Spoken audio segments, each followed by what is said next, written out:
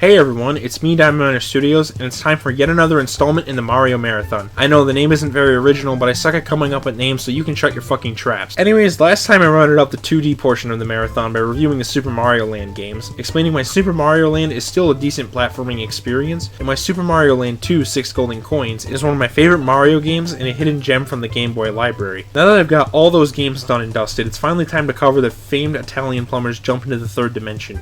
Super Mario 64, released in 1996 for the Nintendo 64. I have quite the history with this one. As a kid, I found out about it through YouTube and I wanted to play it for myself. Only problem, I didn't have an N64 and I had no idea emulators were a thing. Regardless of that, I would spend countless hours watching many old videos about the game, including all the old theories such as L is Real 2401, which hilariously enough ended up being confirmed true last year, and creators such as SMG4 and Mario 54321. Seriously man, this stuff brings me back to a much simpler time. YouTube wasn't nearly as big and pervasive as it is now, and there was no set standard for content. Pretty much anything you could imagine had the potential to become a big hit, which is how we got stuff like YouTube Poops and of course Let's Plays and video game related content, which included Super Mario 64. Sure, a lot of this stuff is pretty archaic these days, but this era was still a magical time that I look back on with fondness. Anyways, it was these videos that made me want to play SM64 in the first place, and I would eventually get that chance when I got a red DS Lite along with a copy of Super Mario 64 DS. However, it didn't take me long to realize that this was not the exact same game, and I still wanted to play the original version. It took some convincing, but my parents eventually agreed to pick up the N64 version on the Wii Virtual Console, and I would spend hours upon hours playing it over several years. While I would eventually stop doing so when I moved onto games like Minecraft, I later revisited it in 2018 when I got an actual N64 copy of the game. Coming back to it, I fell in love with the game all over again, and was glad to finally be able to play it easily whenever I wanted to. So with that said, let's waste no more time and do something that I've been waiting to do for years now. I can finally talk about what makes Super Mario 64 one of my favorite video games of all time. As I always do, I want to begin with some development to provide some background information to those who are unaware. If you just want to get right into the review, feel free to skip to the timestamp shown on screen. You still here? Alright, it's your choice, buddy. Our tale begins in the early 1990s. Nintendo had dominated the video game industry for the latter half of the 1980s, and the NES seemed like an indestructible empire. It seemed like no other console manufacturer could stop them during this era, until a little company known as SEGA decided they wanted to do just that. Their then new system, the Sega Genesis, also known as the Mega Drive outside of North America, managed to take more than half of their market share. They would eventually come out on top with their next console, the Super Nintendo Entertainment System, but this showed them that they couldn't simply sit back and expect a guaranteed victory. As the 1990s continued on, games would begin making the transition from simple sprite-based 2D graphics to much more complex polygon-based 3D visuals. This shifting paradigm told the major console manufacturers that it was time to begin R&D for their own 3D systems. Leading the charge was a computer company known as Silicon Graphics Incorporated, whose technologies had been utilized for things such as detailed pre-rendered graphics in Donkey Kong Country. Initially, SGI approached SEGA to see if they were interested in using their technology for the development of a new 3D console, but SEGA ultimately turned them down. Following this, they would partner with Nintendo in development on a new system would begin, codenamed Project Reality.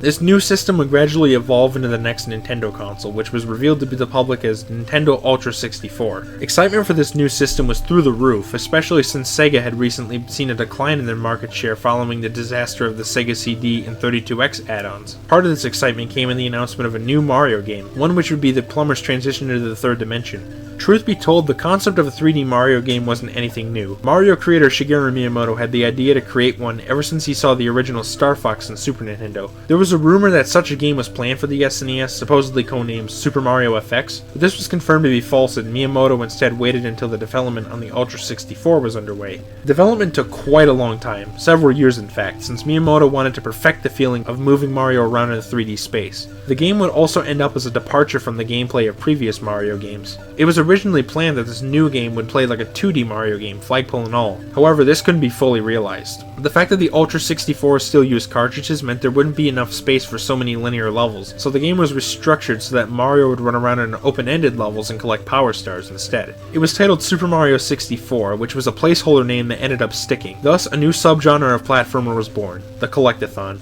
Everything seemed to be going very well until a bombshell struck. Sony, one of the biggest media companies of all time, would be expanding into the games market with their own 3D system called the PlayStation. This console began life as an SNES add-on, but licensing disagreements made Nintendo break the deal with Sony and partner with Philips instead. Sony, having been embarrassed, took the experience they gained from this incident and went all in on making the PlayStation its own platform. It would include 3D graphics, and of course, it would use 700 megabyte CDs instead of the Ultra 64's paltry 16 megabyte cartridges. It also released a year ahead of the Ultra 64, which was delayed until 1996. However, Nintendo still had hope that they wouldn't be dead last. SEGA had lost the ability to make good decisions and promptly dragged their feet through the mud following the Saturn's disastrous North American launch, and Nintendo still had Super Mario 64 to bank on. The Ultra 64, now renamed to simply Nintendo 64, would release in mid-1996 alongside SM64. While this new game received rave reviews from critics, it ultimately wouldn't be enough to save the N64 from losing to the PlayStation. The delays and lack of third-party support for the N64 allowed Sony to get a massive head start, and Nintendo simply wouldn't be able to catch up. Sony also had its fair share of new 3D franchises, including Spyro the Dragon and, of course, God help me, Crash Bandicoot.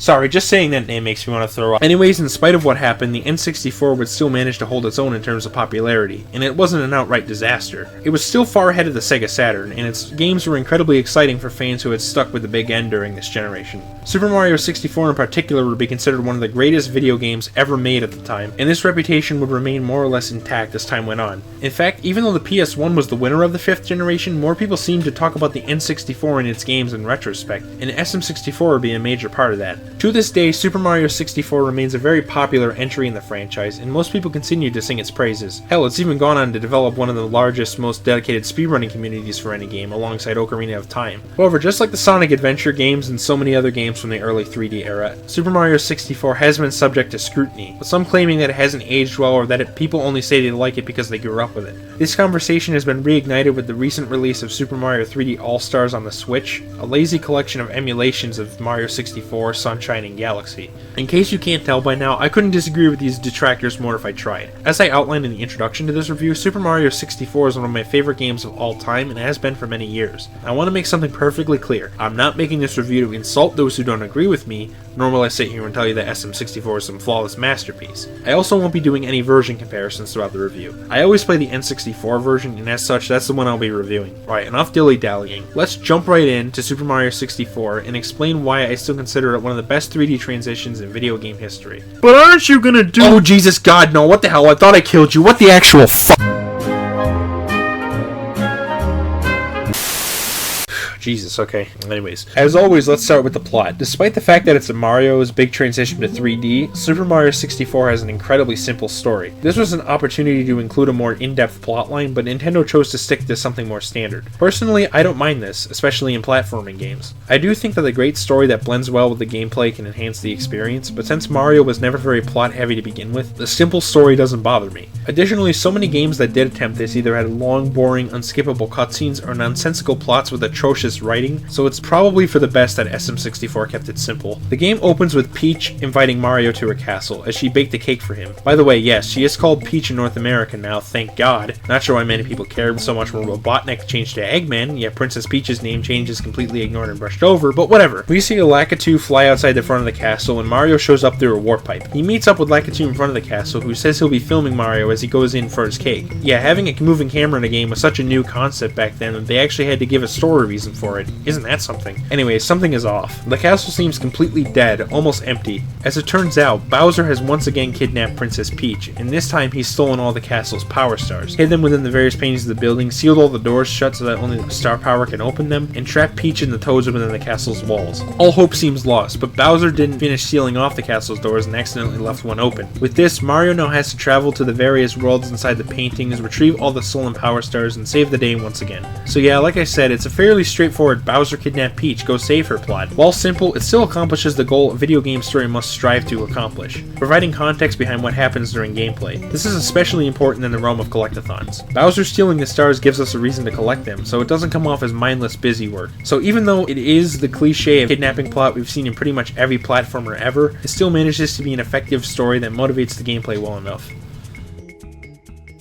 Next, let's talk about the graphics, and yeah, they're really starting to show their age these days. This isn't surprising considering this was released very early on in the generation. However, even though it does look dated, and this may just mean the nostalgia talking, I still do think the aesthetic has a certain charm to it. Don't get me wrong, the textures are blurry, the models, especially the Chain Chomp and Bowser, look very chunky and low poly nowadays, and there's a lot of unconvincing billboarded sprites all around the game. The frame rate is also, like most N64 games, rather inconsistent, and the game tends to slow down when there's a lot of activity on screen. However, I still don't think it's puke-inducingly ugly. For one, the color palette is surprisingly vibrant. So many N64 and PS1 games feature dark, drab aesthetics combined with the low-quality textures and models, which led to a ton of games that look downright hideous. Thankfully, Mario 64 is not one of these games, and its vibrant color palette gives an otherwise low-poly visual some much-needed life. In addition, the levels themselves have rather interesting art design. There's so many visually engaging locations in the game, such as Tall Mountain, particularly the slide, Shifting Sandland, and Tick-Tock Clock. My favorite is probably Wet Dry World, which features the most intriguing skybox of the bunch and a whole secret town area to explore. Not every stage looks good. For example, Rainbow Ride is just a bunch of floating blocks and platforms haphazardly thrown together, and the snow and water themes get recycled once in later stages, but most look fine, especially by 5th gen standards. Despite showing its age, I'd still say Super Mario 64 features a fairly appealing aesthetic. Next, the soundtrack. Mario games usually have awesome music, and Super Mario 64 is probably one of my favorites in this regard. I don't know if I'd say it has better music than Mario 3 or Mario Land 2, but it's definitely right up there. It's quite unique as far as Mario music goes, and often features some more ambient music with a thick atmosphere. I really don't think there's anything quite like it in other Mario games. Even with this different direction though, it still has the hallmarks of traditional Mario music, and features very catchy melodies. The Wing Cap theme in particular is one of my favorite pieces of music in general, and is by far my favorite rendition of the classic Starman theme. I can praise this soundtrack all damn day, so why not have a listen to some of my favorite tracks?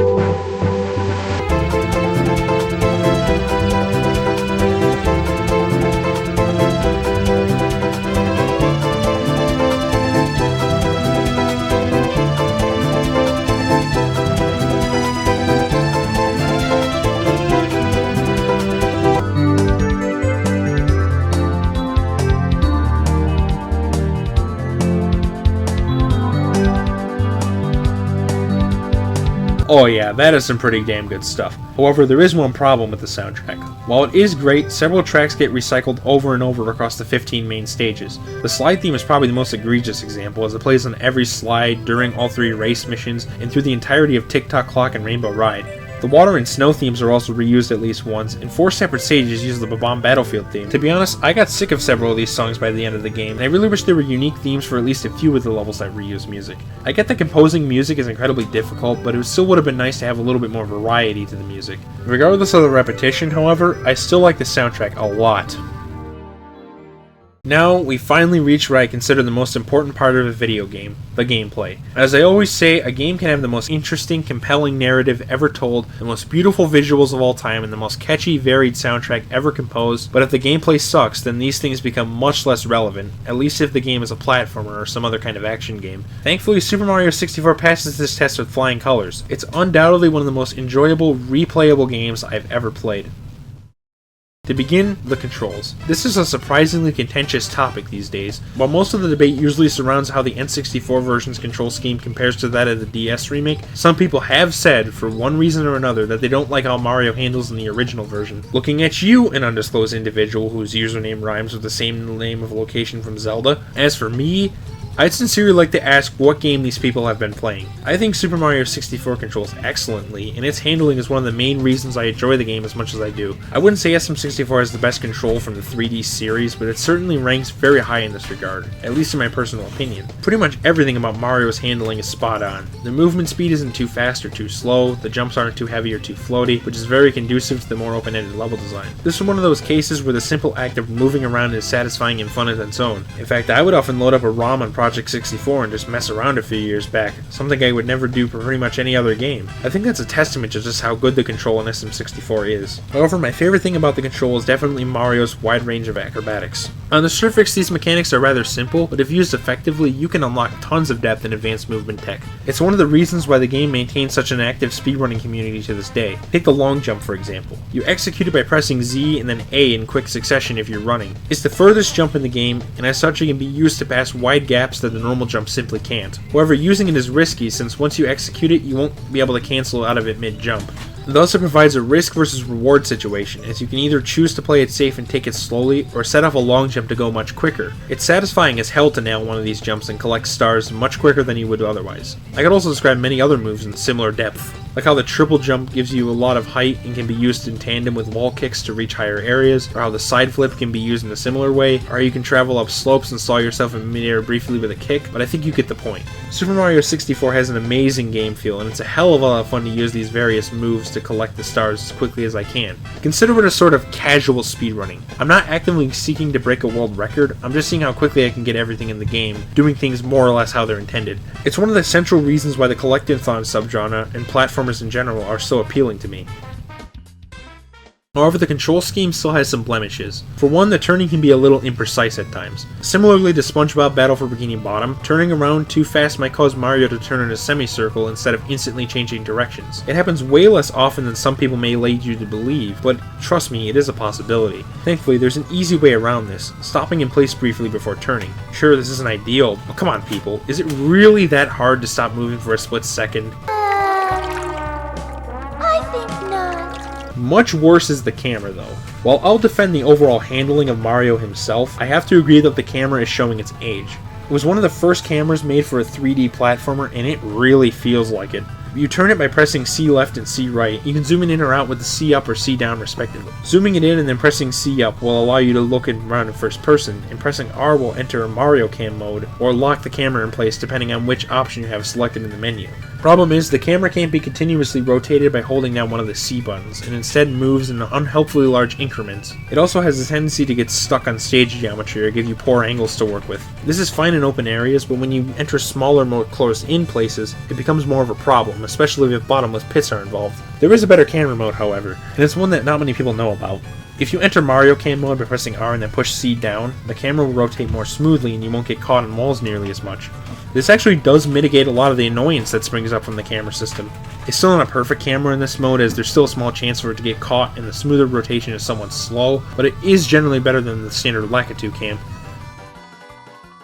Like any other game, SM64 features several power-ups, but they work quite a bit differently to previous games. Instead of how they worked in previous games, where power-ups lasted until you got hit and served as more of a way to get through levels easier, the power-ups in Super Mario 64 give Mario new ways of moving or give him different physical properties, both for a limited time. Most of these take the form of the caps, which are unlocked by finding colored switches taken straight out of Super Mario World, but not every power-up is a cap. Some people have complained that this power-up system is a sort of betrayal, but I'm personally not bothered by it, since SM64 isn't designed as a series of linear obstacle courses. The first one you encounter is the green Koopa shell. These are fairly rare and can either be on land or underwater. Underwater they're essentially useless, since all they do is make Mario automatically swim for a few seconds. The swimming controls are perfectly fine, so this was kind of a pointless addition. On land, however, whew, this shit is awesome. You can go surfing on the shell, which allows you to travel fairly quickly. You can also surf on water, quicksand, and even lava, which is a ton of fun to do. The turning arc is a little bit too wide, but other than that, the shell surfing is very enjoyable. My least favorite power-ups are probably the vanish and metal caps. They're pretty self-explanatory. The vanish cap allows you to pass through enemies in certain walls, and the metal cap functions similarly to Starman, and additionally allows you to sink underwater.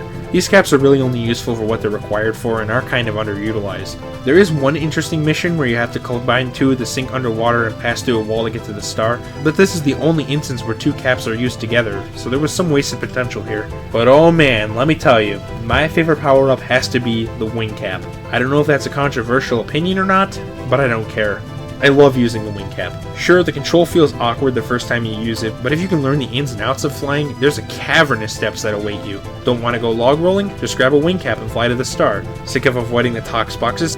Just get a wing cap and fly to the pillars. I also find the stars with a wing cap is required to be fairly enjoyable, although I can understand those who don't agree. And need I mention the theme music? I already brought it up, but it makes this power-up all the more enjoyable to use.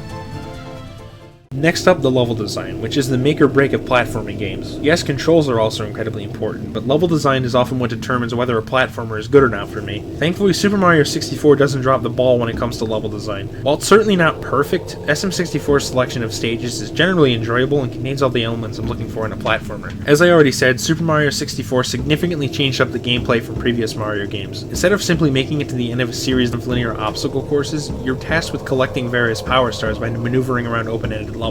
You get the stars by doing various tasks, such as collecting 8 red coins hidden throughout the stage or freeing the chain chomp by ground pounding his post, among other things. These stars are arguably the stand-in for the flagpole, except you get multiple in a stage instead of only one. New levels are unlocked by getting a certain number of stars. This structure will later be used in games such as Banjo-Kazooie and Spyro the Dragon, thus giving rise to the collectathon subgenre. Personally, I really enjoy collectathon games because the open-ended level design allows for experimentation and advanced routing to complete everything as quickly as you can. Super Mario 64 contains a lot of this appeal for me, and it's a hell of a lot of fun to collect all the 120 power stars. It features polished, well-designed stages that are all balanced very well around Mario's handling, and while the platforming is a little bit more basic than previous games, it's still a lot of fun, and Mario's extensive moveset makes it a blast to pull off advanced movements and traverse the levels as optimally as you can. Also, despite being the first 3D Mario game, Mario 64 knows its limits. Nintendo was well aware that making things too complicated would be very difficult given the hardware, and as such, the levels aren't very big for the sake of being impressive. It's not like Banjo-Tooie, which featured overly complicated levels that were a pain in the ass to navigate. Personally, I take tight, concise levels over something that's complicated just for the sake of being complicated, and Super Mario 64 features perfectly sized levels that are impossible to get lost in. It also doesn't include a bunch of annoying mini-games that do nothing but drag down the pace. One of my complaints with many of these N64 and PS1 games is that they added a bunch of mini-games or switched genres entirely for a level just for the sake of adding the point of variety on the back of the box. I'm not saying it can't be done. For example, Spyro Year of the Dragon had generally enjoyable alternate gameplay, but 9 times out of 10, instances of this in 5th gen games were annoying pace breakers since the consoles weren't powerful enough to handle the various physics systems and control schemes, among other things. Super Mario 64 only has one such gameplay style, and even though you generally do the same things the whole game, each level is structured differently enough, and many have varied set pieces to put the spin on the action. For example, Wet Dry World lets you change the water level.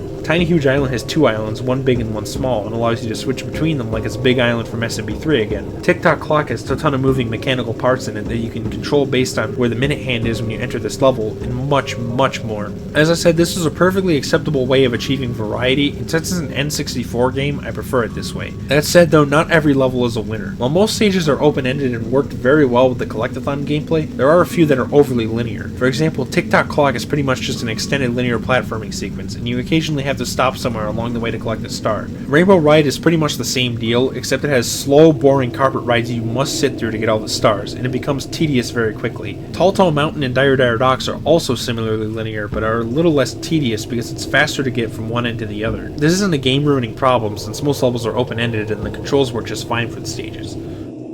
These linear levels would honestly be completely fine if it wasn't for what is probably my biggest criticism of SM64 besides the camera control. When you collect a star, instead of allowing you to keep going, the game kicks you out of the stage and puts you back in Peach's castle, meaning you'll have to re-enter it and essentially repeat the same gameplay to get another star. Later collectathons like Banjo-Kazooie and Spyro the Dragon handle this a lot better, keeping you in the level after you collect a Jiggy or Dragon Egg, or what have you. Because of this, you'll have to redo the same actions and take the same paths again and again to get all the stars, and it only serves as padding. This is tolerable in the more open-ended levels since there's so many different paths you can take, but in the later linear stages, I have to admit, it can get tedious and repetitive having to repeat the same exact platforming again and again to get every star. Take Rainbow Ride for instance. Since you have to wait around on the boring carpets no less than 3 times to get all the level stars, it gets rather annoying to fully complete the stage. The 100 coin stars don't kick you out of the level, so I'm not sure why all the stars couldn't have. I've heard that it was because the level occasionally changes layout, like how the tower spawns in Whomp's Fortress, but this easily could have been solved by including a cutscene where the tower rises or something.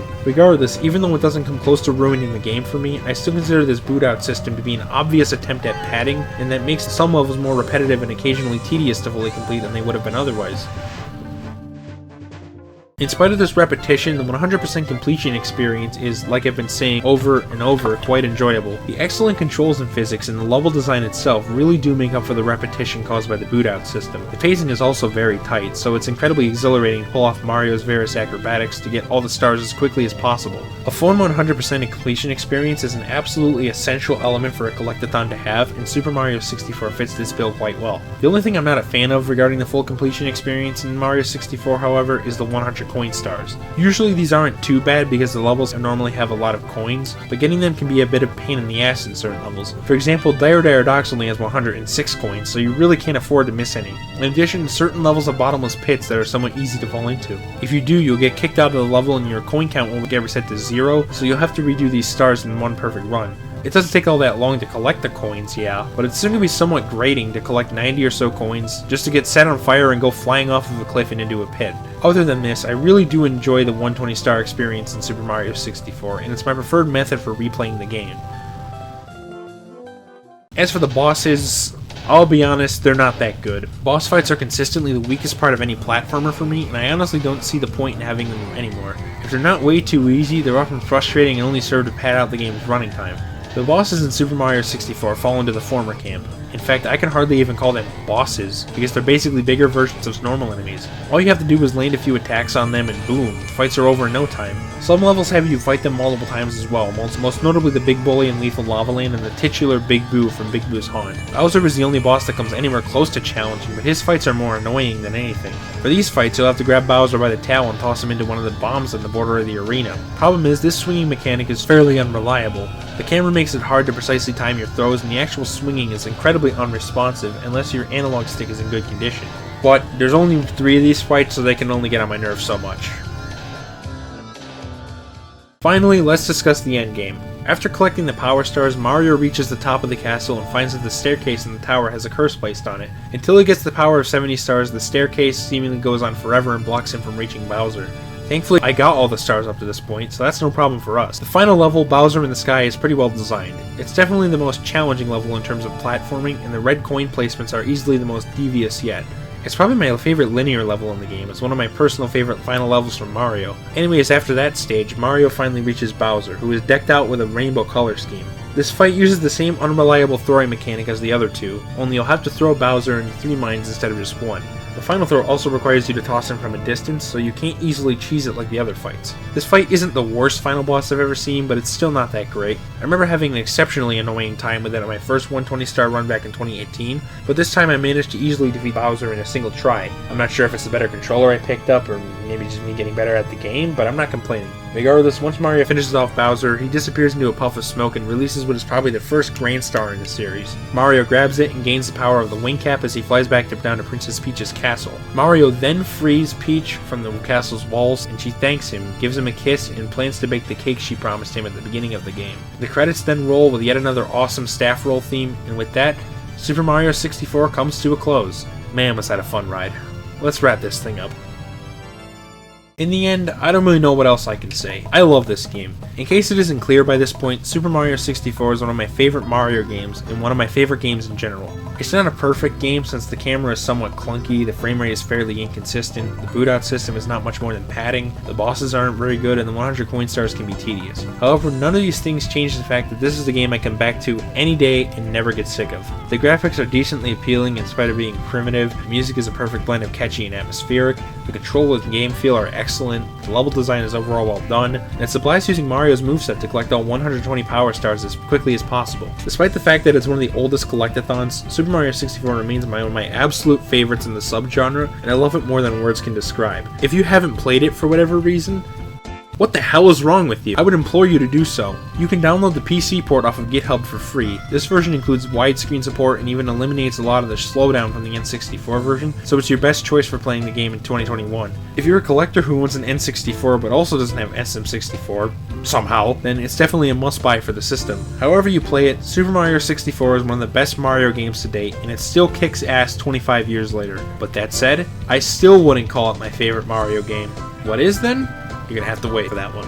Anyways, that's all from me. Man, was it fun coming back to play this game again, just like the others. I'm not kidding when I say it's one of the most replayable games I've ever seen, right up there with the likes of Sonic Adventure 2. Anyways, that's all I got for you today. Next time on the Mario Marathon, I'll be continuing the 3D Mario train when we discuss the Italian Plumber's entry on the 6th generation, Super Mario Sunshine for the Nintendo GameCube. If you know me, I'm going to have a lot to say about that one, so buckle up. In any event, this has been Diamond Miner Studios, and I'll see you in the next review.